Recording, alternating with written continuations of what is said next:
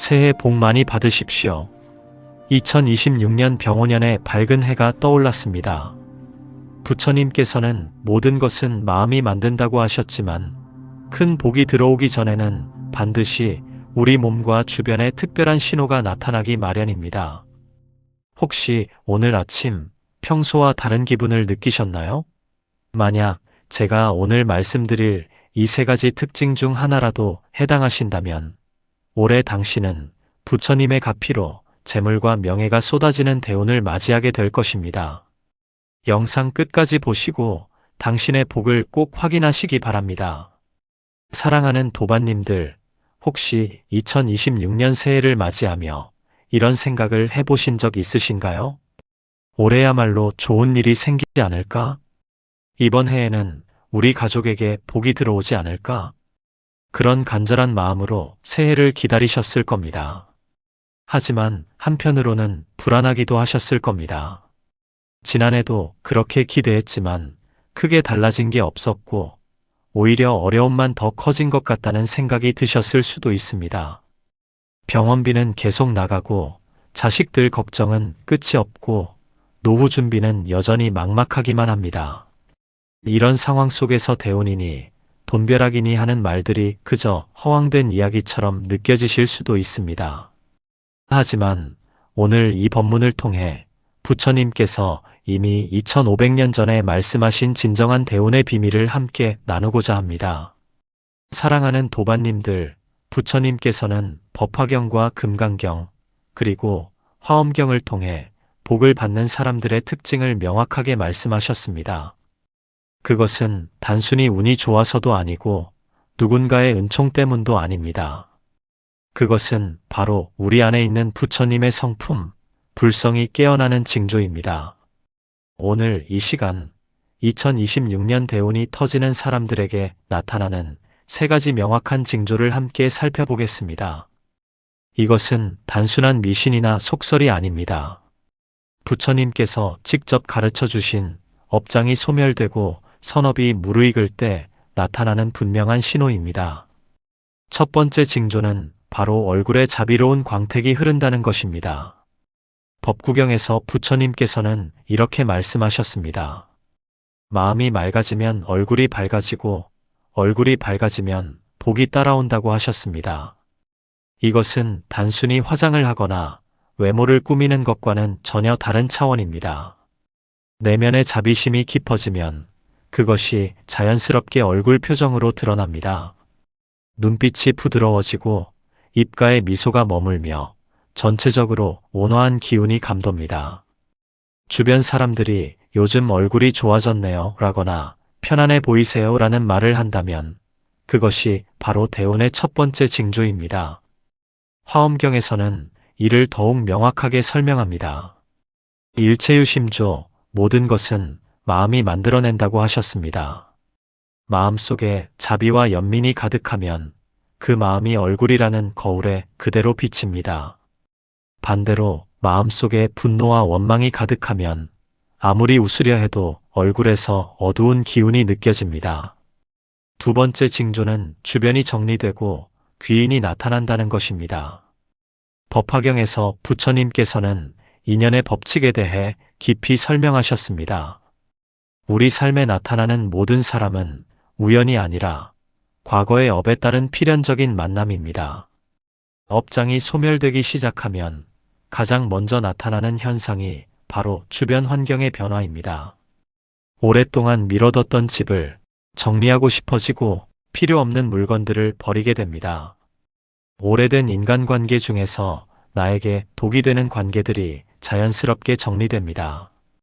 그리고 그 빈자리에 진정한 귀인이 나타납니다. 귀인이란 반드시 부자이거나 권력자를 의미하지 않습니다. 나에게 올바른 길을 알려주고 나의 성장을 도와주며 진심으로 나의 행복을 바라는 사람입니다. 부처님께서는 선지식, 즉 좋은 스승과 벗을 만나는 것이 깨달음으로 가는 가장 빠른 길이라 하셨습니다. 대운이 열릴 때 바로 이런 선지식들이 우리 곁에 나타나기 시작합니다. 세 번째 징조는 말이 예뻐지고 감사함이 넘친다는 것입니다. 금강경에서 부처님께서는 말의 중요성을 여러 차례 강조하셨습니다. 입으로 짓는 업, 즉 구업이 우리 삶에 미치는 영향이 얼마나 큰지 말씀하셨습니다. 업장이 소멸되고 마음이 맑아지면 가장 먼저 변하는 것이 바로 말입니다. 불평과 원망의 말이 줄어들고 감사와 격려의 말이 늘어납니다. 남을 비난하고 판단하던 습관이 사라지고 상대방의 좋은 점을 찾아 칭찬하게 됩니다. 반야심경에서 가르치시듯 우리가 보는 모든 것은 우리 마음의 투영입니다. 감사하는 마음으로 세상을 보면 감사할 일들이 보입니다. 원망하는 마음으로 세상을 보면 원망할 일들만 보입니다. 말이 예뻐진다는 것은 단순히 공손하게 말하는 것이 아닙니다. 진심으로 감사함을 느끼고 그것을 자연스럽게 표현하는 것입니다. 아침에 눈을 떴을 때 오늘도 살아있음에 감사합니다 라는 말이 저절로 나온다면 그것이 바로 대운의 세 번째 징조입니다. 사랑하는 도반님들, 지금 이 순간 스스로에게 물어보십시오. 나는 요즘 거울을 볼 때 내 얼굴에서 어떤 기운이 느껴지는가? 나의 주변은 점점 정리되고 있는가? 아니면 더 혼란스러워지고 있는가? 나는 하루에 감사하다는 말을 몇 번이나 하고 있는가? 이 질문들에 대한 답이 긍정적이라면 도반님은 이미 2026년 대운의 문턱에 서 계신 겁니다. 만약 아직 그렇지 않다면 걱정하지 마십시오. 오늘 이 법문을 통해 부처님께서 가르쳐 주신 구체적인 실천 방법을 함께 배우게 될 것입니다. 부처님께서는 운명론을 믿지 않으셨습니다. 타고난 운명 같은 것은 없으며 모든 것은 우리의 업, 즉 행위에 달려 있다고 하셨습니다. 좋은 생각을 하고 좋은 말을 하고 좋은 행동을 하면 좋은 결과가 반드시 따라온다는 것이 인과응보의 법칙입니다. 2026년 새로운 한 해가 시작되었습니다. 하지만 새해라는 것은 단순히 달력이 바뀌는 것이 아닙니다. 우리 마음이 새로워질 때 진정한 새해가 시작되는 것입니다. 오늘 이 순간부터 도반님의 얼굴에 자비로운 광택이 흐르도록 마음을 다스리십시오. 오늘 이 순간부터 주변을 정리하고 귀인을 맞이할 준비를 하십시오. 오늘 이 순간부터 감사하는 말, 아름다운 말을 하는 연습을 시작하십시오. 부처님께서 법화경에서 말씀하셨습니다. 한 생각 돌이키면 부처요. 한 생각 미혹하면 중생이라고 하셨습니다. 대운이냐, 불운이냐는 멀리 있는 것이 아니라 바로 지금 이 순간 우리의 선택에 달려 있습니다. 그럼 지금부터 부처님께서 가르쳐 주신 대운을 여는 세 가지 징조와 그 실천 방법을 하나하나 자세히 살펴보도록 하겠습니다. 이 법문이 끝날 즈음 도반님의 마음속에는 분명한 확신이 자리 잡을 것입니다. 2026년은 반드시 좋은 해가 될 것이며 그것은 운이 아니라 나의 수행과 노력으로 만들어가는 것임을 깨닫게 되실 겁니다. 그럼 첫 번째로 대운이 터지는 사람들에게 나타나는 가장 명확한 징조를 살펴보겠습니다. 바로 얼굴에 자비로운 광택이 흐른다는 것입니다. 사랑하는 도반님들, 혹시 이런 경험 있으신가요? 오랜만에 만난 지인이 유난히 편안해 보이고 얼굴에서 묘한 빛이 난다고 느껴본 적 있으실 겁니다. 특별히 화장을 진하게 한 것도 아니고 성형을 한 것도 아닌데 뭔가 달라 보이는 그런 느낌 말입니다. 반대로 아무리 예쁘게 꾸며도 얼굴에서 피곤함과 어두움이 느껴지는 분들도 계십니다. 비싼 화장품을 쓰고 피부 관리를 받아도 왠지 모를 그늘이 얼굴을 감싸고 있는 것처럼 보입니다. 부처님께서는 법구경에서 이렇게 말씀하셨습니다. 마음이 맑으면 얼굴이 밝고 마음이 탁하면 얼굴이 어둡다고 하셨습니다. 외모는 타고나지만 얼굴빛은 만들어진다고 가르쳐 주셨습니다. 화엄경에서는 더욱 명확하게 일체유심조, 모든 것은 마음으로부터 지어진다고 하셨습니다. 우리가 매일 어떤 생각을 하고 어떤 감정을 품느냐에 따라 얼굴이 달라진다는 뜻입니다. 자비로운 광택이란 무엇일까요? 이것은 단순히 피부가 좋아진다거나 주름이 펴진다는 의미가 아닙니다. 눈빛이 부드러워지고 입가에 미소가 자연스럽게 머물며 전체적으로 온화한 기운이 흐르는 것을 말합니다. 부처님께서 설하신 30 이상 80 종호 중에서도 가장 중요한 것이 바로 이 자비로운 빛이었습니다. 부처님의 얼굴을 본 사람들은 누구나 마음이 편안해지고 두려움이 사라졌다고 전해집니다. 그것은 부처님의 얼굴에서 한없는 자비와 연민의 빛이 흘렀기 때문입니다. 우리도 그렇게 될 수 있을까요? 물론입니다. 부처님께서는 모든 중생에게 불성이 있다고 하셨습니다. 누구나 부처가 될 수 있는 씨앗을 가지고 태어났다는 뜻입니다. 자비로운 광택이 나타나기 시작하면 주변에서 이런 말을 듣게 됩니다. 요즘 얼굴이 좋아졌네요. 뭔가 편안해 보이세요. 밝아지셨어요.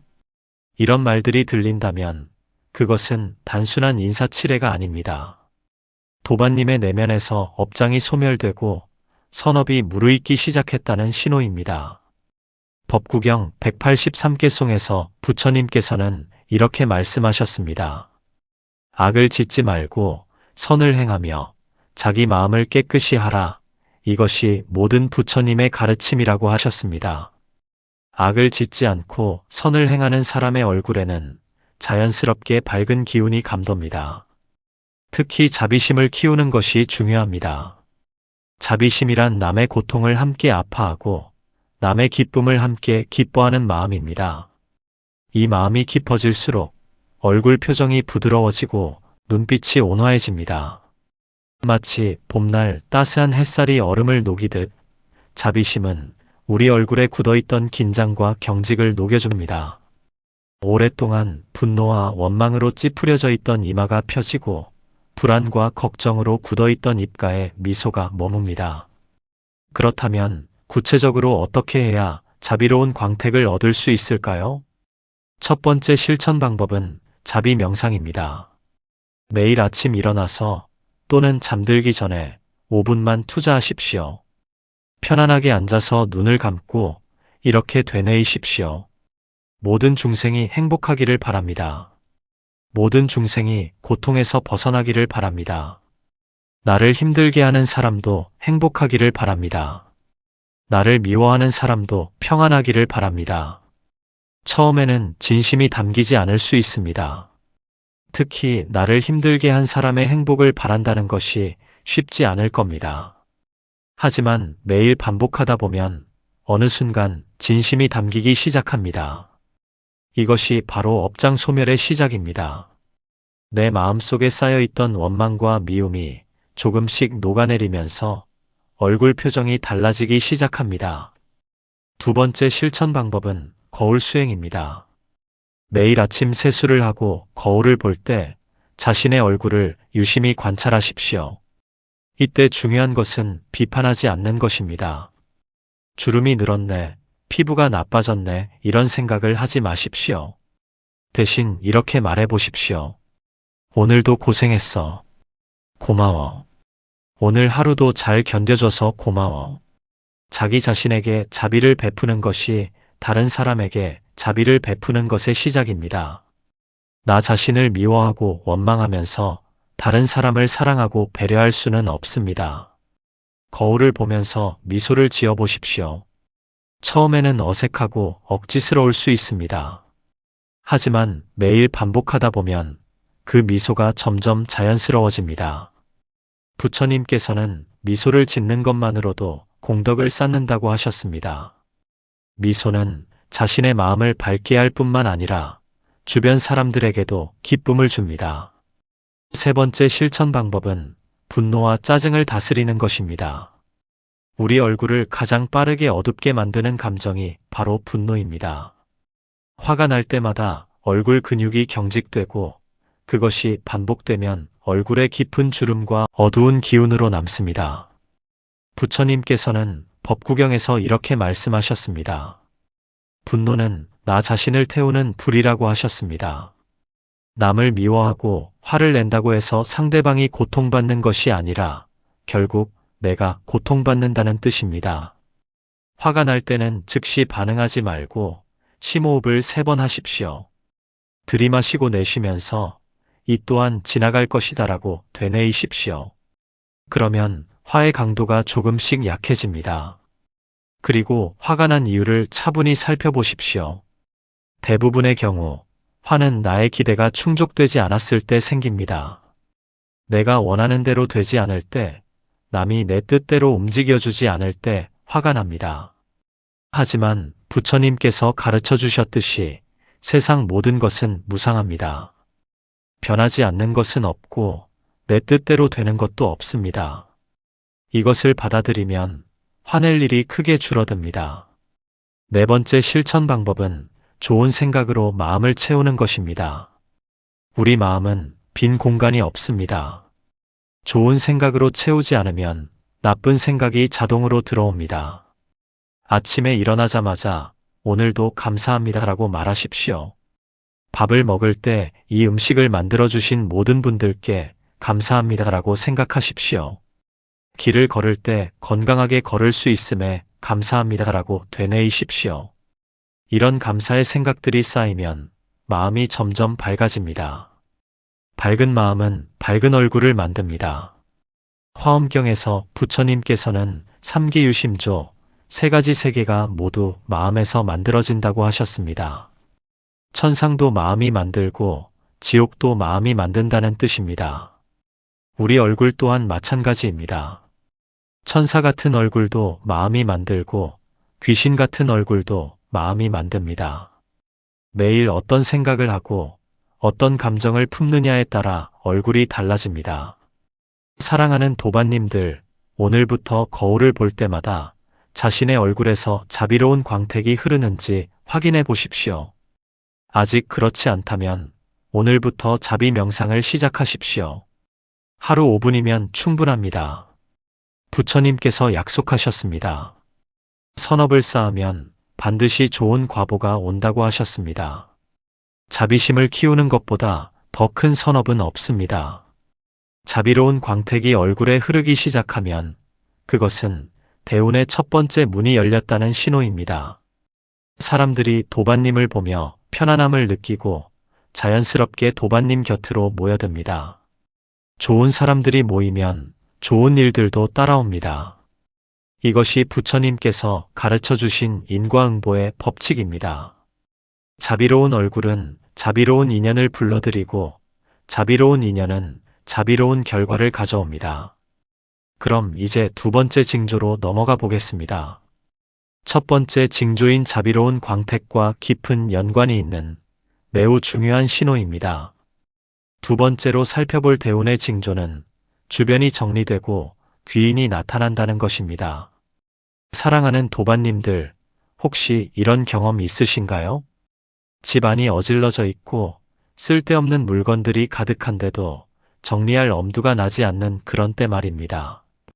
옷장을 열면 10년 넘게 입지 않은 옷들이 가득하고 서랍 속에는 언젠가 쓸 거라며 모아둔 물건들로 넘쳐납니다.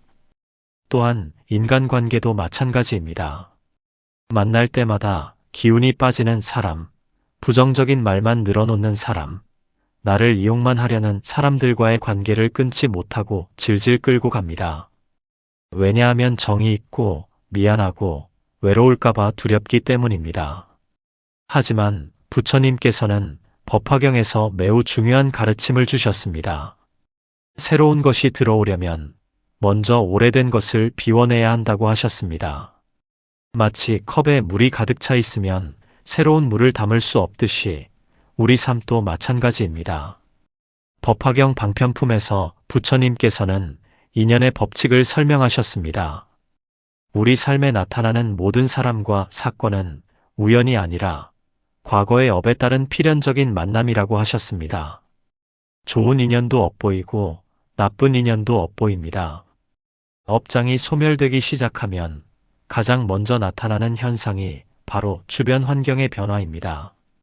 갑자기 집 정리를 하고 싶어지고 오랫동안 미뤄뒀던 청소를 시작하게 됩니다. 필요 없는 물건들을 버리고 공간을 비우고 싶어집니다. 이것은 단순히 청소를 하고 싶다는 욕구가 아닙니다. 내면의 업장이 정리되면서 외부 환경도 정리하고 싶어지는 것입니다. 부처님께서 말씀하신 일체유심조, 모든 것은 마음이 만든다는 가르침 그대로입니다. 마음이 복잡하고 어지러우면 주변 환경도 복잡하고 어지럽습니다. 반대로 마음이 맑아지고 정리되면 주변 환경도 자연스럽게 정리됩니다. 그런데 여기서 중요한 것은 단순히 물건을 버린다는 것이 아닙니다. 집착을 버린다는 것입니다. 금강경에서 부처님께서는 응무소주의 생기심, 머무는 바 없이 그 마음을 낼지어다라고 하셨습니다. 어떤 것에도 집착하지 말라는 뜻입니다. 물건에 대한 집착, 사람에 대한 집착, 과거에 대한 집착을 내려놓으라는 가르침입니다. 주변 정리를 시작하면 신기한 일이 일어납니다. 공간이 비워지면서 마음도 함께 비워집니다. 마음이 비워지면 새로운 것이 들어올 자리가 생깁니다. 그리고 바로 그때 귀인이 나타나기 시작합니다. 귀인이란 무엇일까요? 많은 분들이 귀인을 부자나 권력자로 생각합니다. 나에게 돈을 주거나 좋은 자리를 소개해주는 사람이라고 여깁니다. 하지만 부처님께서 말씀하신 진정한 귀인은 다릅니다. 선지식, 즉 나를 올바른 길로 인도해주는 스승과 벗을 의미합니다. 법화경에서는 선지식을 만나는 것이 깨달음으로 가는 가장 빠른 길이라고 하셨습니다. 아무리 부지런히 수행해도 잘못된 길을 가고 있다면 깨달음에 이를 수 없습니다. 하지만 선지식을 만나면 올바른 길을 알게 되고 헤매지 않게 됩니다. 귀인에는 여러 종류가 있습니다. 어떤 귀인은 나에게 중요한 가르침을 주는 스승입니다. 어떤 귀인은 어려울 때 손을 내밀어주는 친구입니다. 어떤 귀인은 나의 잘못을 지적해주는 솔직한 조언자입니다. 때로는 고난 자체가 귀인이 되기도 합니다. 아함경에 나오는 이야기처럼 큰 어려움을 겪고 나서야 진정한 깨달음을 얻는 경우가 많습니다. 고통이 우리를 각성시키고 변화하게 만들기 때문입니다. 그렇다면 어떻게 해야 귀인을 만날 수 있을까요? 첫 번째 실천 방법은 주변 환경을 정리하는 것입니다. 오늘부터 조금씩 시작하십시오. 하루에 한 서랍씩, 한 공간씩 정리하십시오. 물건을 정리할 때는 이렇게 물어보십시오. 이것이 지금의 나에게 필요한가? 이것이 나를 행복하게 하는가? 이것이 나의 미래에 도움이 되는가? 만약 세 가지 질문에 모두 아니오라면 과감히 버리십시오. 언젠가 쓸지도 몰라라는 생각은 집착입니다. 그 집착이 새로운 것이 들어올 공간을 막고 있습니다. 부처님께서는 무소유를 가르치셨습니다. 아무것도 소유하지 말라는 뜻이 아니라 소유에 집착하지 말라는 뜻입니다. 필요한 것은 갖되 그것에 매이지 말라는 가르침입니다. 두 번째 실천 방법은 인간관계를 정리하는 것입니다. 이것은 물건 정리보다 더 어려울 수 있습니다. 왜냐하면 정이 있고 미안함이 있기 때문입니다. 하지만 부처님께서는 명확하게 말씀하셨습니다. 독을 주는 사람과는 멀리하라고 하셨습니다. 아무리 가까운 사이라도 나를 불행하게 만드는 관계는 끊어야 합니다.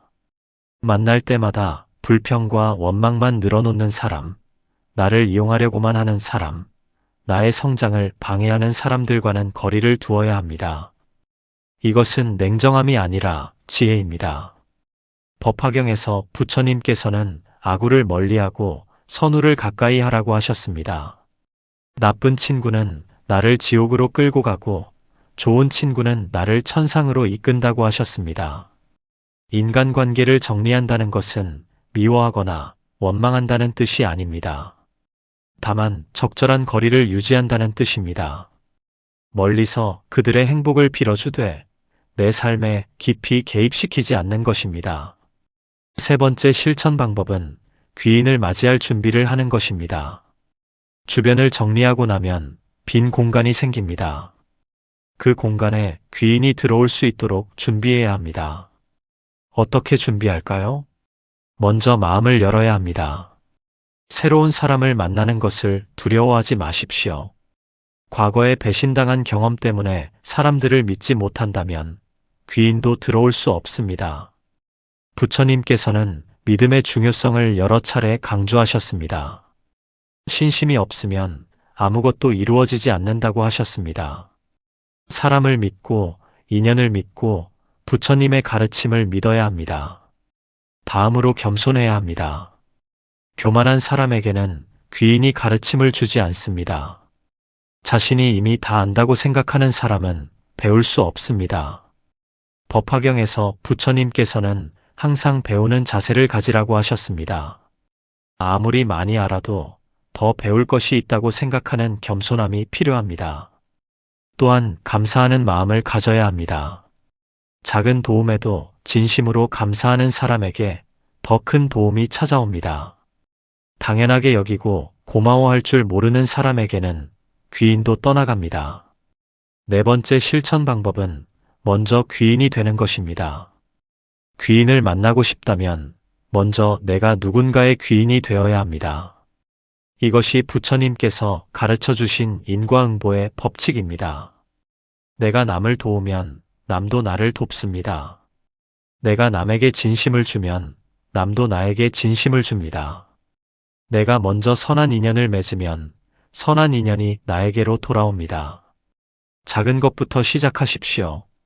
길에서 넘어진 사람을 일으켜 세워주고 무거운 짐을 든 노인을 도와주고 외로운 이웃에게 따뜻한 말 한마디 건네주십시오. 이런 작은 선행들이 쌓여서 큰 복을 만듭니다. 부처님께서는 보시 바라미를 가장 먼저 설하셨습니다.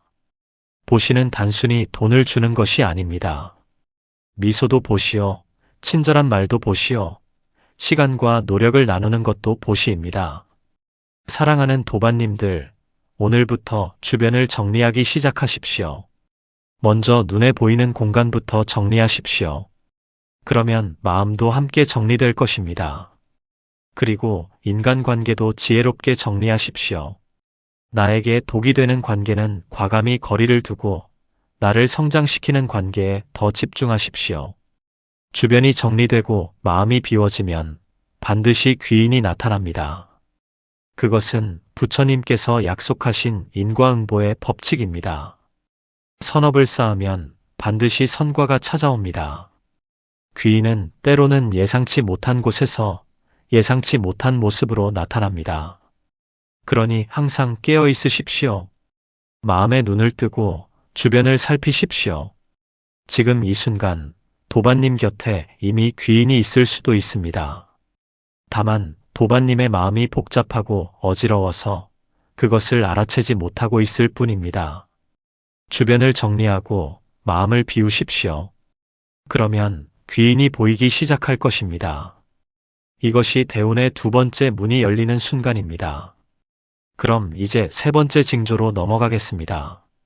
앞에 두 가지 징조와 함께 실천할 때 가장 강력한 효과를 발휘하는 매우 중요한 신호입니다. 세 번째로 살펴볼 대운의 징조는 말이 예뻐지고 감사함이 넘친다는 것입니다. 사랑하는 도반님들, 혹시 하루 동안 자신이 한 말들을 돌이켜보신 적 있으신가요? 아침에 일어나서 잠들 때까지 우리는 수많은 말들을 쏟아냅니다. 가족에게, 친구에게, 직장 동료에게, 때로는 자기 자신에게도 끊임없이 말합니다. 그런데 그 말들 중에 얼마나 많은 말이 아름다운 말이었을까요? 얼마나 많은 말이 상대방을 기쁘게 하고 힘이 되는 말이었을까요? 솔직히 돌아보면 불평과 원망, 비난과 판단의 말들이 더 많지 않으셨나요? 왜 이렇게 힘든 거야? 저 사람은 왜 저 모양인 거야? 세상이 왜 이렇게 불공평한 거야? 나는 왜 이렇게 운이 없는 거야? 이런 말들이 하루에도 몇 번씩 입 밖으로 튀어나옵니다. 때로는 소리내어 말하지 않아도 마음속으로 이런 생각들을 되뇌입니다.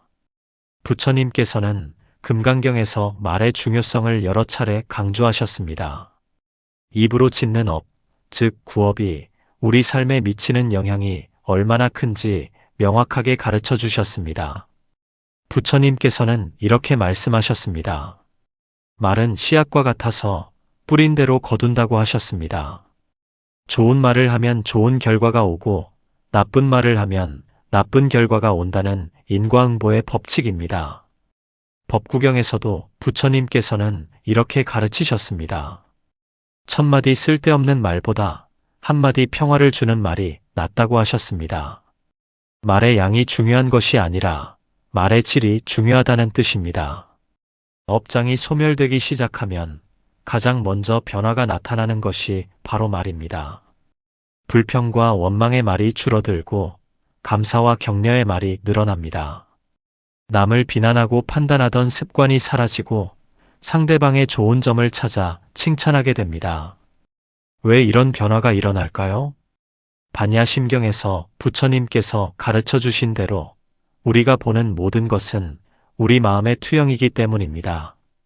마음이 맑아지면 세상이 밝게 보입니다. 마음이 탁해지면 세상이 어둡게 보입니다. 감사하는 마음으로 세상을 보면 감사할 일들이 보입니다. 아침에 눈을 떴다는 것, 숨을 쉴 수 있다는 것, 밥을 먹을 수 있다는 것, 걸을 수 있다는 것, 이 모든 것이 감사한 일입니다. 반대로 원망하는 마음으로 세상을 보면 원망할 일들만 보입니다. 왜 나만 이렇게 힘든지, 왜 남들은 잘 사는데 나만 어려운지 불공평한 일들만 눈에 들어옵니다. 말이 예뻐진다는 것은 단순히 공손하게 말하는 것이 아닙니다. 진심으로 감사함을 느끼고 그것을 자연스럽게 표현하는 것입니다. 억지로 좋은 말을 하려고 노력하는 것이 아니라 마음에서 우러나오는 아름다운 말이 저절로 나오는 것입니다. 그렇다면 구체적으로 어떻게 해야 말이 예뻐지고 감사함이 넘칠 수 있을까요? 첫 번째 실천 방법은 하루에 한 번 말 공부를 하는 것입니다. 저녁에 잠들기 전 오늘 하루 동안 내가 한 말들을 돌이켜보는 시간을 가지십시오. 어떤 말들이 상대방에게 상처를 주었는지, 어떤 말들이 불필요했는지 반성하십시오. 부처님께서는 매일 자신을 돌아보는 것, 즉 반성과 참회의 중요성을 강조하셨습니다. 잘못된 말을 했다면 진심으로 참회하고 다시는 그런 말을 하지 않겠다고 다짐하십시오. 참회는 단순히 미안하다고 말하는 것이 아닙니다. 왜 그런 말을 했는지 원인을 깊이 살펴보고 그 원인을 제거하려고 노력하는 것입니다. 대부분의 나쁜 말은 화가 나거나 불안하거나 질투가 날 때 나옵니다. 그 감정의 뿌리를 찾아서 치유해야 나쁜 말을 하지 않게 됩니다. 두 번째 실천 방법은 감사일기를 쓰는 것입니다. 매일 저녁, 오늘 하루 감사한 일 3가지를 적으십시오. 아주 작은 것이라도 괜찮습니다. 오늘 날씨가 좋아서 감사합니다. 맛있는 식사를 할 수 있어서 감사합니다. 가족이 건강해서 감사합니다. 처음에는 감사할 일을 찾기가 어려울 수 있습니다. 당연하게 여겼던 것들이기 때문입니다. 하지만 매일 반복하다 보면 점점 더 많은 감사할 일들이 보이기 시작합니다. 부처님께서는 모든 것이 인연으로 이루어졌다고 가르쳐 주셨습니다. 내가 지금 숨을 쉴 수 있는 것도, 밥을 먹을 수 있는 것도 수많은 인연이 모여서 가능한 일입니다. 한 그릇의 밥이 내 앞에 오기까지 얼마나 많은 사람들의 노고가 있었습니까? 씨를 뿌린 농부, 별을 키운 햇빛과 비, 수확하고 도정한 사람들, 운반한 사람들, 요리한 사람들 모두의 공덕입니다. 이것을 알면 한 끼 식사도 함부로 할 수 없습니다. 진심으로 감사하는 마음이 우러나옵니다. 세 번째 실천 방법은 칭찬 수행을 하는 것입니다. 하루에 최소 3사람을 진심으로 칭찬하는 연습을 하십시오. 가족에게, 친구에게, 심지어 낯선 사람에게도 좋은 말을 건네십시오. 오늘 옷차림이 참 예쁘네요. 당신 덕분에 일이 잘 풀렸어요. 고생 많으셨어요. 정말 감사합니다. 칭찬은 상대방만 기쁘게 하는 것이 아니라 나 자신도 행복하게 만듭니다. 좋은 말을 하면 내 마음도 따뜻해지고 밝아집니다. 부처님께서는 보시 바라미를 설하시면서 말로 하는 보시의 중요성도 강조하셨습니다. 좋은 말, 격려의 말, 칭찬의 말은 돈이 들지 않는 가장 쉬운 보시입니다. 하지만 주의할 점이 있습니다. 칭찬은 진심이어야 합니다. 거짓으로 아첨하는 것은 오히려 악업이 됩니다. 상대방의 진짜 장점을 찾아서 진심을 담아 칭찬하십시오. 그러면 그 말이 상대방의 마음에 진짜 기쁨을 줍니다. 네 번째 실천 방법은 부정적인 말을 긍정적인 말로 바꾸는 연습입니다. 우리는 습관적으로 부정적인 표현을 많이 사용합니다. 안 돼, 못해, 힘들어, 짜증나 이런 말들이 자동으로 튀어나옵니다. 이것을 의식적으로 긍정적인 표현으로 바꾸는 연습을 하십시오. 안 돼, 대신 다른 방법을 찾아보자. 못해, 대신 조금 더 노력해보자. 힘들어 대신 지금은 어렵지만 곧 나아질 거야. 짜증나 대신 이것도 지나갈 거야. 같은 상황이라도 어떤 말로 표현하느냐에 따라 마음가짐이 완전히 달라집니다. 부정적인 말은 상황을 더 악화시키지만 긍정적인 말은 희망을 줍니다. 반야심경에서 부처님께서는 색즉시공 공즉시색이라고 하셨습니다. 모든 것은 공하다, 즉 고정된 실체가 없다는 뜻입니다. 지금 힘든 상황도 영원하지 않습니다. 반드시 변합니다. 그런데 부정적인 말을 계속하면 그 상황이 더 오래 지속되는 것처럼 느껴집니다. 긍정적인 말을 하면 마음이 가벼워지고 상황도 빨리 좋아집니다. 이것이 말의 힘입니다. 다섯 번째 실천 방법은 자기 자신에게 좋은 말을 하는 것입니다. 우리는 남에게는 친절하게 말하면서 자기 자신에게는 가혹한 말을 많이 합니다. 나는 왜 이렇게 못났어? 나는 왜 이것밖에 안 돼? 나는 정말 쓸모없어. 이런 말들을 마음속으로 되뇌이면 정말로 그런 사람이 됩니다. 말은 생각을 만들고 생각은 현실을 만들기 때문입니다. 오늘부터 자기 자신에게 좋은 말을 하십시오. 거울을 보면서 이렇게 말해 보십시오. 오늘도 잘 견뎌줘서 고마워. 넌 충분히 잘하고 있어. 힘들었지? 정말 수고했어.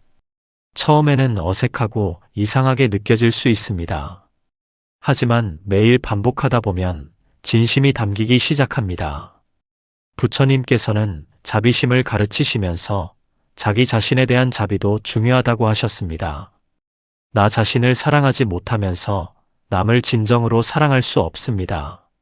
사랑하는 도반님들, 말이 예뻐진다는 것은 대운의 세 번째 문이 열렸다는 신호입니다. 감사하는 말, 칭찬하는 말, 격려하는 말이 자연스럽게 나온다면 업장이 소멸되고 있다는 증거입니다. 금강경에서 부처님께서 약속하셨습니다. 선업을 쌓으면 반드시 선과가 온다고 하셨습니다. 좋은 말을 하는 것은 가장 쉽고도 강력한 선업입니다. 좋은 말을 하면 주변 사람들이 달라집니다. 나를 대하는 태도가 부드러워지고 나를 도우려는 사람들이 늘어납니다. 좋은 인연이 모이고 좋은 기회가 찾아옵니다. 이것이 부처님께서 가르쳐 주신 인과응보의 법칙입니다.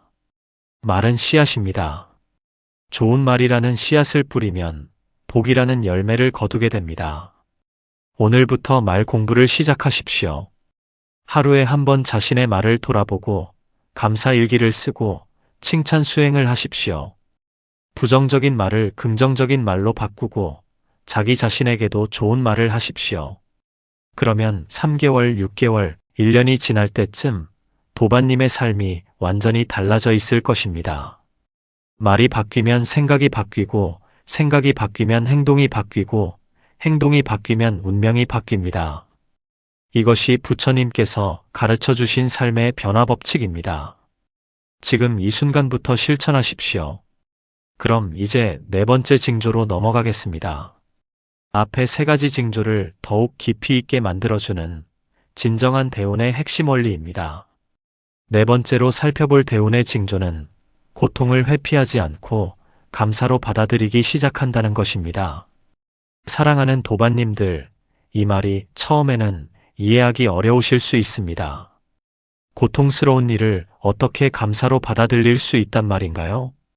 병이 들었는데, 경제적으로 어려운데, 가족 간의 갈등이 있는데, 이런 상황을 감사할 수 있냐는 것입니다.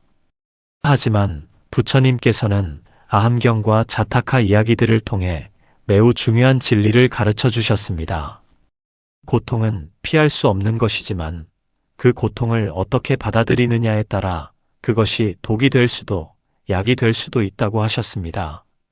부처님께서 깨달음을 얻기 전 수많은 생을 거치면서 겪으셨던 고난들이 자타카에 기록되어 있습니다. 어떤 생에서는 굶주림을 겪으셨고, 어떤 생에서는 배신을 당하셨고, 어떤 생에서는 목숨을 잃기도 하셨습니다. 그런데 부처님께서는 그 모든 고통을 원망하지 않으셨습니다. 오히려 그 고통들이 깨달음으로 가는 계단이었다고 말씀하셨습니다. 고통이 없었다면 부처가 될 수 없었을 것이라고 하셨습니다. 왜 그럴까요? 고통은 우리를 각성시키기 때문입니다. 모든 것이 편안하고 좋을 때는 우리는 수행할 필요를 느끼지 못합니다. 하지만 고통이 찾아오면 우리는 비로소 진지하게 삶을 돌아보게 됩니다. 아함경에서 부처님께서는 사성제, 즉, 4가지 성스러운 진리를 설하셨습니다. 그 첫 번째가 바로 고성제, 삶은 고통이라는 진리입니다. 부처님께서는 고통의 존재를 부정하지 않으셨습니다. 오히려 고통을 정면으로 바라보고 그 원인을 파악하고 그것을 소멸시키는 방법을 가르쳐 주셨습니다. 이것이 팔정도이고 중도이고 수행의 길입니다. 대운이 터지는 사람들에게 나타나는 신기한 현상이 있습니다. 그들은 어려움을 만났을 때 즉시 원망하거나 절망하지 않습니다. 잠시 멈추고 깊이 생각하고 이 고통이 자신에게 무엇을 가르쳐 주려는지 귀 기울입니다. 이 어려움을 통해 내가 배워야 할 것은 무엇인가? 이 고통이 나에게 알려주는 메시지는 무엇인가? 내가 놓치고 있던 것이 무엇인가? 이렇게 질문하기 시작하면 고통의 의미가 달라집니다. 단순한 불행이 아니라 성장의 기회가 됩니다. 법화경에서 부처님께서는 이렇게 말씀하셨습니다. 우리에게 일어나는 모든 일은 과거의 업에 따른 것이라고 하셨습니다. 좋은 일도 엿보여 나쁜 일도 엿보입니다. 그런데 여기서 중요한 것은 나쁜 업보가 찾아왔을 때 그것을 어떻게 받아들이느냐입니다. 원망하고 분노하면서 받아들이면 그 업은 더욱 깊어지고 오래갑니다. 하지만 감사하는 마음으로 받아들이면 그 업은 빠르게 소멸됩니다. 이것을 업장 소멸이라고 합니다. 과거에 지은 나쁜 업이 소멸되는 과정에서 어려움이 찾아오는 것입니다. 마치 몸속에 독이 빠져나갈 때 고통스러운 것처럼 업장이 소멸될 때도 고통이 따릅니다. 그런데 많은 분들이 이것을 모릅니다. 어려움이 오면 왜 나한테만 이런 일이 생기는가 원망합니다. 하지만 부처님의 관점에서 보면 그것은 오히려 축복입니다. 과거의 업이 지금 소멸되고 있다는 뜻이기 때문입니다. 이 어려움을 잘 견디고 넘어가면 더 이상 그 업에 얽매이지 않습니다. 깨끗한 상태에서 새로운 선업을 쌓을 수 있게 됩니다. 그렇다면 구체적으로 어떻게 고통을 감사로 받아들일 수 있을까요? 첫 번째 실천 방법은 고난을 선물로 보는 관점 전환입니다. 어려움이 찾아왔을 때 즉시 반응하지 말고 잠시 멈추십시오. 심호흡을 하고 이렇게 말해 보십시오. 이것도 지나갈 것이다. 이 어려움이 나를 더 강하게 만들 것이다. 이것은 내가 배워야 할 중요한 교훈이 있다는 신호다. 부처님께서는 모든 것은 무상하다, 즉 변한다고 가르쳐 주셨습니다. 지금의 고통도 영원하지 않습니다. 반드시 지나갑니다. 그런데 그것이 언제 지나가느냐는 우리가 그 고통을 어떻게 대하느냐에 달려 있습니다. 원망하면서 버티면 오래 걸리지만 받아들이면서 배우면 빨리 지나갑니다. 두 번째 실천 방법은 감사 명상입니다. 고통스러운 상황 속에서도 감사할 것을 찾는 연습을 하십시오. 처음에는 매우 어려울 수 있습니다. 병이 들었다면 이렇게 감사하십시오. 이 병을 통해 건강의 소중함을 알게 되어 감사합니다. 아픈 사람의 고통을 이해하게 되어 감사합니다. 내 몸을 더 잘 돌보라는 신호를 주셔서 감사합니다. 경제적 어려움이 있다면 이렇게 감사하십시오. 검소함을 배우게 되어 감사합니다. 진짜 중요한 것이 무엇인지 알게 되어 감사합니다. 물질에 대한 집착을 내려놓게 되어 감사합니다. 인간관계에 갈등이 있다면 이렇게 감사하십시오. 인내심을 기르게 되어 감사합니다. 내 자신을 돌아볼 기회를 주셔서 감사합니다. 진정한 관계가 무엇인지 배우게 되어 감사합니다. 처음에는 이런 감사가 억지스럽게 느껴질 수 있습니다. 하지만 매일 반복하다 보면 진짜 감사함이 느껴지기 시작합니다. 육조해능 대사께서는 육조단경에서 이렇게 말씀하셨습니다. 깨달음은 어려운 데 있지 않고 일상 속에 있다고 하셨습니다. 우리가 매일 겪는 작은 어려움들이 모두 수행의 기회입니다. 세 번째 실천 방법은 고통을 통해 자비심을 키우는 것입니다. 내가 고통을 겪어봤기 때문에 고통받는 다른 사람들을 이해할 수 있습니다. 이것이 바로 자비심의 뿌리입니다. 부처님께서도 늙음과 병듦과 죽음을 보셨기에 중생의 고통을 깊이 이해하실 수 있었습니다. 그래서 깨달음을 얻으신 후 평생을 중생을 위해 설법하셨습니다. 우리도 마찬가지입니다. 내가 겪은 고통을 통해 같은 고통을 겪는 사람들을 도울 수 있습니다. 내 고통이 헛되지 않고 다른 사람에게 도움이 될 수 있다면 그것은 큰 의미가 있는 일입니다. 네 번째 실천 방법은 고통 속에서도 작은 기쁨을 찾는 것입니다. 아무리 어려운 상황이라도 작은 기쁨과 아름다움은 존재합니다. 그것을 발견하는 눈을 키우는 것이 중요합니다. 병상에 누워 있어도 창밖의 푸른 하늘을 볼 수 있습니다. 경제적으로 어려워도 가족의 따뜻한 말 한마디가 있습니다. 갈등이 있어도 화해의 가능성은 항상 열려 있습니다. 부처님께서는 반야심경에서 색즉시공 공즉시색이라 하셨습니다. 고통도 실체가 없고 기쁨도 실체가 없습니다. 모든 것은 우리 마음이 만들어낸 것입니다. 고통스러운 상황을 고통으로만 보면 고통이지만 배움의 기회로 보면 선물이 됩니다. 같은 상황이라도 어떻게 보느냐에 따라 의미가 완전히 달라집니다. 다섯 번째 실천 방법은 고통을 나누는 것입니다. 혼자 고통을 안고 있으면 그것은 점점 커집니다. 하지만 누군가와 나누면 고통은 줄어들고 이해가 깊어집니다. 신뢰할 수 있는 사람에게 당신의 어려움을 털어놓으십시오. 부처님께 기도하고 보살님께 간구하십시오. 혼자가 아니라는 것을 기억하십시오. 법화경에서 부처님께서는 관세음보살의 자비를 설하셨습니다. 중생이 고통받을 때 관세음보살은 그 소리를 듣고 반드시 구제한다고 하셨습니다. 진심으로 기도하면 반드시 응답이 옵니다. 사랑하는 도반님들, 고통을 감사로 받아들이기 시작하면 인생이 완전히 달라집니다.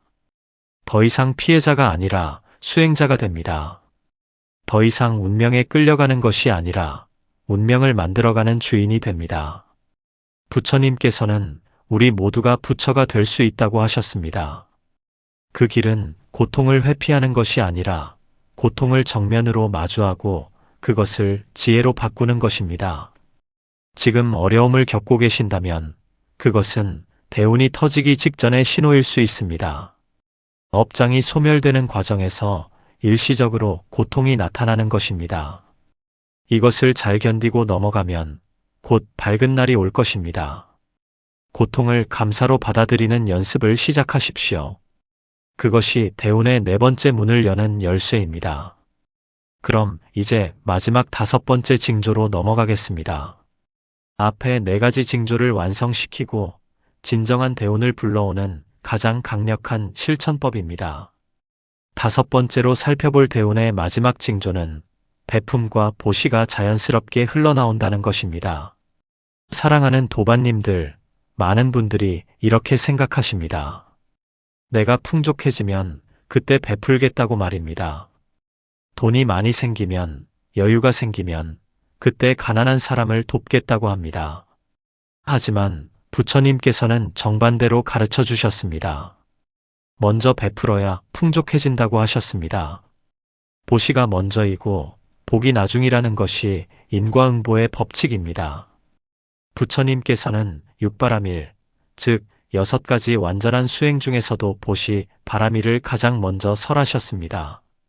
지혜 바라밀도 중요하고 인욕 바라밀도 중요하지만 보시가 첫 번째입니다. 왜 그럴까요? 보시는 가장 쉬우면서도 가장 강력한 수행이기 때문입니다. 특별한 깨달음이 없어도 오랜 수행을 하지 않아도 누구나 지금 당장 시작할 수 있는 것이 보시입니다. 법화경에서 부처님께서는 보시의 공덕에 대해 자세히 설명하셨습니다. 작은 보시라도 진심을 담아하면 그 공덕이 허공처럼 무한하다고 하셨습니다. 반대로 아무리 큰 보시를 해도 자랑하는 마음으로 하면 그 공덕이 작다고 하셨습니다. 업장이 소멸되고 대운이 열리기 시작하면 신기한 일이 일어납니다. 자연스럽게 베풀고 싶어지는 것입니다. 억지로 하는 것이 아니라 마음 깊은 곳에서 우러나오는 기쁨으로 베풀게 됩니다. 왜 그럴까요? 마음이 맑아지고 풍요로워지면 그것이 자연스럽게 넘쳐 흐르기 때문입니다. 마치 샘물이 가득 차면 저절로 흘러넘치듯 내면의 기쁨과 감사가 가득하면 저절로 베풀게 됩니다. 금강경에서 부처님께서는 무주상보시, 즉 상에 머무르지 않는 보시를 설하셨습니다. 내가 베푼다는 생각도 하지 말고 받는 사람이 누구인지도 따지지 말고 베푼 것에 대한 대가를 바라지도 말라는 가르침입니다. 이것이 진정한 보시입니다. 이런 보시를 할 때 그 공덕은 무량무변하다고 하셨습니다. 그렇다면 구체적으로 어떻게 보시를 실천할 수 있을까요? 첫 번째 실천 방법은 재물 보시입니다. 많은 분들이 나는 가난해서 보시할 게 없다고 말씀하십니다. 하지만 부처님께서는 아무리 가난해도 보시할 수 있다고 하셨습니다. 빈자 1등, 가난한 과부가 바친 한 푼이 부자가 바친 큰 돈보다 공덕이 크다는 가르침입니다. 중요한 것은 액수가 아니라 마음입니다. 자신이 가진 것의 10분의 1만 보시해도 큰 공덕이 됩니다. 월급을 받으면 그중 10%를 어려운 이웃을 위해 쓰십시오. 절에 시주하거나 불우이웃을 돕거나 좋은 일에 쓰십시오. 처음부터 큰 금액을 할 필요는 없습니다. 작은 금액이라도 정성을 다해 정기적으로 하는 것이 중요합니다. 그러면 보시가 습관이 되고 점점 기쁨이 커집니다. 두 번째 실천 방법은 법보시입니다. 법보시란 부처님의 가르침을 다른 사람과 나누는 것입니다. 어려운 처지에 있는 사람에게 희망의 말씀을 전하고 방황하는 사람에게 부처님의 지혜를 나누는 것입니다. 이것은 재물보시보다 더 큰 공덕이 있습니다. 왜냐하면 물질적 도움은 일시적이지만 지혜의 가르침은 평생을 바꿀 수 있기 때문입니다. 부처님께서는 법보시의 공덕이 재물보시보다 백천만 배 크다고 하셨습니다. 배고픈 사람에게 밥을 주면 하루를 살 수 있지만 부처님의 가르침을 주면 평생을 바르게 살 수 있습니다. 법보시는 거창한 것이 아닙니다. 좌절한 친구에게 이것도 지나갈 거야 라고 위로하는 것, 화난 사람에게 심호흡을 하고 진정하자고 조언하는 것, 이 모든 것이 법보시입니다. 오늘 이 법문을 듣고 감동을 받으셨다면 그것을 다른 사람과 나누십시오. 가족에게, 친구에게, 이웃에게 부처님의 지혜를 전하십시오. 그것이 바로 법보시입니다. 세 번째 실천 방법은 무외시입니다. 무외시란 두려움을 없애주는 보시입니다. 불안해하는 사람을 안심시키고 두려워하는 사람을 격려하고 외로운 사람에게 동행이 되어주는 것입니다. 관세음보살께서 바로 이 무외시의 대표적인 본보기입니다. 중생이 두려움에 떨 때 관세음보살은 그들의 이름을 부르는 소리를 듣고 달려가 구원하십니다. 우리도 관세음보살처럼 될 수 있습니다. 두려워하는 사람 곁에 함께 있어주고 내가 여기 있다, 걱정하지 마라 말해주는 것만으로도 큰 무외시입니다. 병원에 입원한 친구를 찾아가는 것, 혼자 사는 노인을 방문하는 것, 어려움을 겪는 이웃과 대화를 나누는 것, 이 모든 것이 무외시입니다. 네 번째 실천 방법은 미소보시입니다. 부처님께서는 화한시, 즉 부드러운 얼굴로 대하는 것도 보시라고 하셨습니다. 돈 한 푼 들이지 않고도 할 수 있는 가장 쉬운 보시가 미소입니다. 길에서 만나는 사람에게 미소를 지어 보십시오. 가게 직원에게, 경비원에게, 청소하시는 분에게 따뜻한 미소를 보내십시오. 그 미소가 그들의 하루를 밝게 만들 수 있습니다. 특히 가족에게 미소를 보이는 것이 중요합니다. 가장 가까운 사람일수록 우리는 인색하게 대합니다. 남에게는 친절하면서 가족에게는 무뚝뚝한 경우가 많습니다. 오늘부터 가족에게 먼저 미소 지으십시오. 사랑해, 고마워, 수고했어 따뜻한 말과 함께 미소를 보내십시오. 그것이 가장 소중한 보시입니다. 다섯 번째 실천 방법은 시간 보시입니다. 현대인에게 가장 귀한 것이 시간입니다. 그 귀한 시간을 다른 사람을 위해 쓰는 것이 시간 보시입니다. 자원봉사를 하거나 어려운 이웃을 돕거나 절에서 봉사활동을 하는 것이 시간 보시입니다. 한 달에 하루만이라도 자신의 시간을 남을 위해 쓰십시오. 노인정을 방문해서 어르신들과 이야기를 나누거나 고아원에서 아이들과 놀아주거나 사찰에서 청소를 돕는 것, 이 모든 것이 시간 보시입니다. 부처님께서는 시간 보시의 공덕이 매우 크다고 하셨습니다.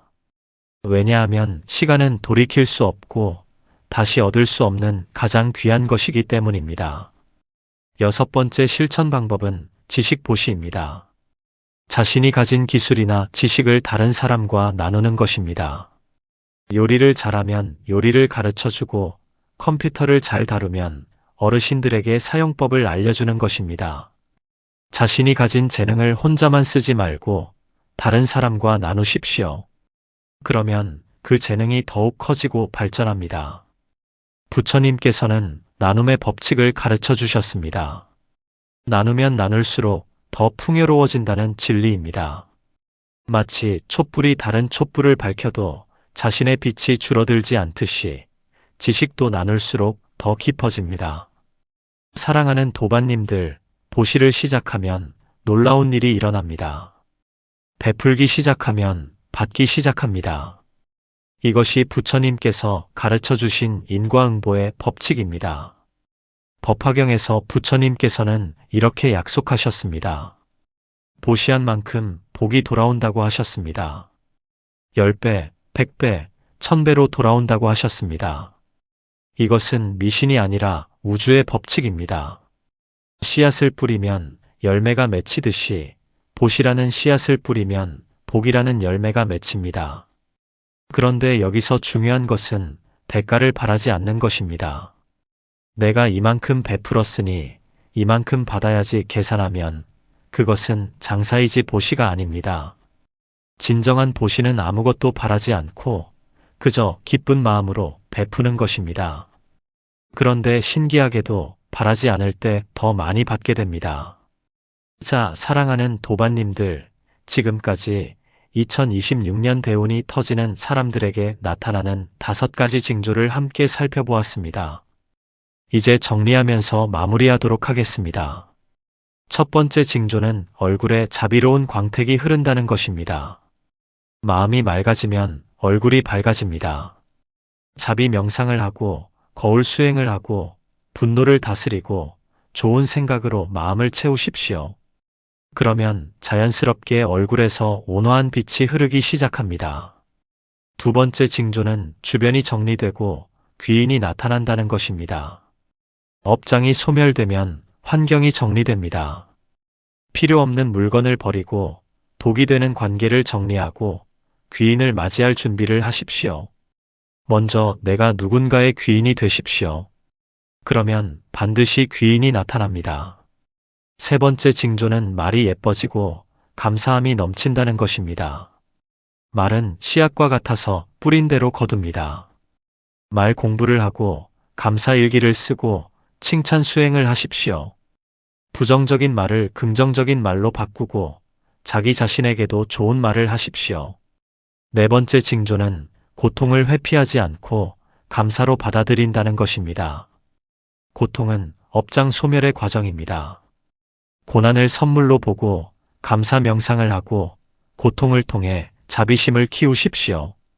작은 기쁨을 발견하고 고통을 나누십시오. 다섯 번째 징조는 베품과 보시가 자연스럽게 흘러나온다는 것입니다. 먼저 베풀어야 풍족해집니다. 재물보시, 법보시, 무회시, 미소보시, 시간보시, 지식보시를 실천하십시오. 대가를 바라지 말고 기쁜 마음으로 베푸십시오.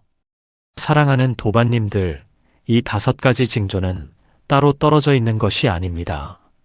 서로 깊이 연결되어 있고 하나가 시작되면 다른 것들도 자연스럽게 따라옵니다.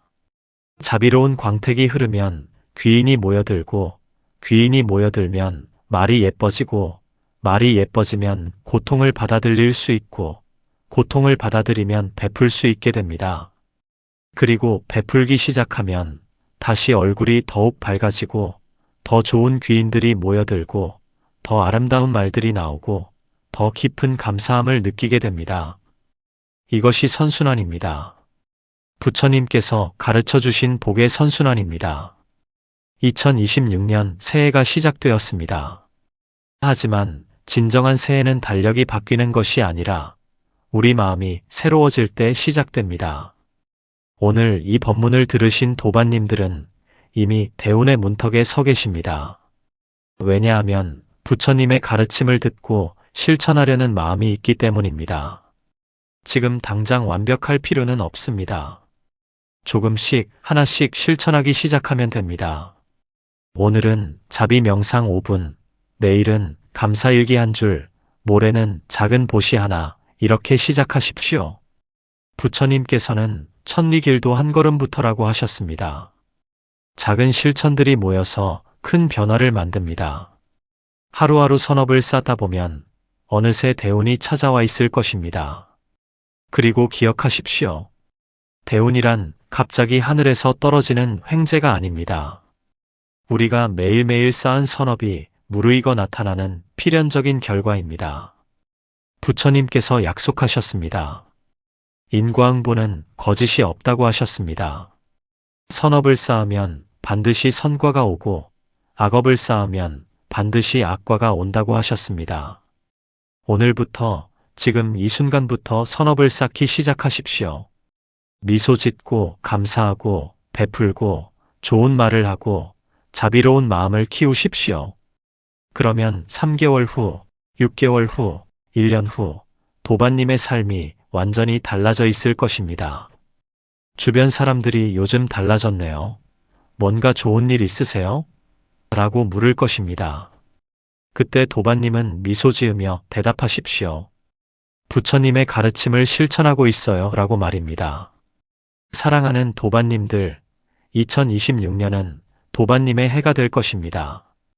대운이 터지고 복이 넘치고 건강하고 행복한 한 해가 될 것입니다. 그것은 운이 아니라 도반님의 수행과 노력으로 만들어가는 것입니다. 부처님께서 이미 그 방법을 다 가르쳐 주셨습니다. 이제 우리가 할 일은 단 하나입니다. 실천하는 것입니다. 오늘 이 법문이 도반님의 삶에 작은 불씨가 되기를 바랍니다. 그 불씨가 점점 커져서 도반님의 인생 전체를 환하게 밝히는 큰 빛이 되기를 기원합니다. 부처님의 자비로운 가르침이 언제나 도반님과 함께 하시기를 바랍니다. 관세음보살님의 무량한 자비가 도반님을 보호하시기를 기원합니다. 고통받는 모든 중생이 행복하기를, 두려워하는 모든 중생이 평안하기를, 슬퍼하는 모든 중생이 기쁨을 얻기를 진심으로 기도합니다. 오늘도 이 법문을 들어주신 도반님들께 깊은 감사를 드립니다. 도반님의 수행이 원만하게 성취되고 2026년 한 해 동안 모든 소원이 이루어지기를 간절히 기원합니다. 나무아미타불 관세음보살